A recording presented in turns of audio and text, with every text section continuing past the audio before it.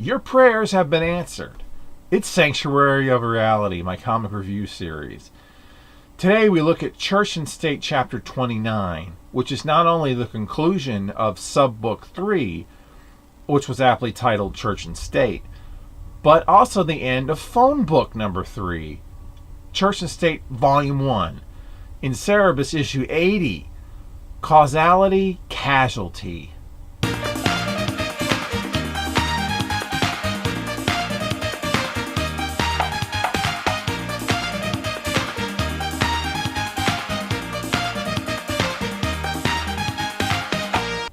Now that Cerebus is a captive audience, Lord Stormsend is at last able to tell him what he's missing out minding his farm to tell him. It's common in Essen history for every decade or so that a load of people start claiming to be Terram personified on Earth. The Pope is usually the guy that puts a stop to it. If Cerebus doesn't just say that enough is enough, it will lead to things he can't possibly control.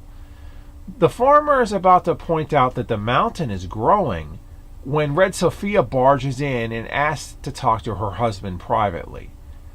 She gets to talk to Cerebus alone and proceeds to tell him a thing or two about their former life together, such as how having sex with the Pope felt wrong.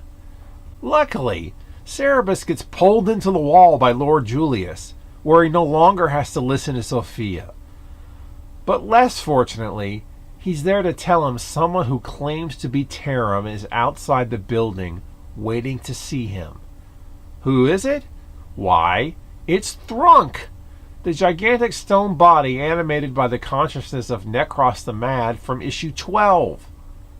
Thrunk wants the gold, but is willing to let Cerebus leave quietly.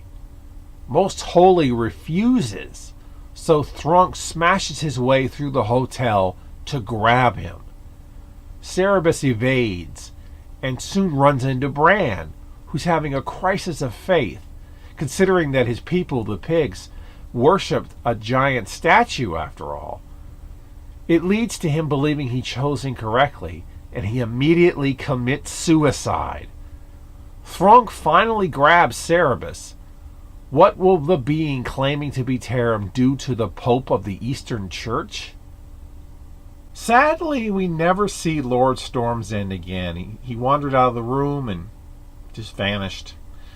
I suspect the reason is Dave realized Church and State, his grand epic, which is supposed to be even bigger than High Society, would have been a lot shorter had a character such as him stuck around. You got a guy who clearly knows what's going on, knows everything it's happening behind the scenes, to the point where he's nearly omniscient. You just have to get rid of him. Too much plot was in danger of being advanced at once. We're already at more chapters in Church and State than High Society had altogether, so if anything, Dave learned from that book to savor the journey a little more. He did kind of pack too much in towards the end of High Society, whereas he could have stretched it out a little more, gave a little more breathing room, like he's doing here with Church and State. Although that does lead to padding, like last issue. It's part of the experience, I think. You got to have a little bit of filler in there, mixed in with the advancements of plots, I think. A lot does happen in this issue, though, and if the cliffhanger ending doesn't make you want to come back for more, I don't know what will. This is a very, very good issue. I liked having Lord Stormsend back, and as well as Red Sophia, though her scene was mostly circumvented for the time being. She will be back to finish that conversation. Bran's death is very abrupt, which is fitting for a suicide, but it just seemed to me to be another aspect of the get rid of all the characters we know too much state of mind that seems to be the reason why Lord Stormsend vanishes as well. Don't think this is the last we'll see of him, though.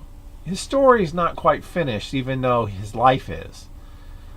Thrunk returning is a certain surprise, and of course, if you skip the first book, you'll likely be very confused Well, maybe not. I mean, a giant stone man showing up is a surprise no matter if you're familiar with the guy or not. Next time, Volume 2 of Church and State begins.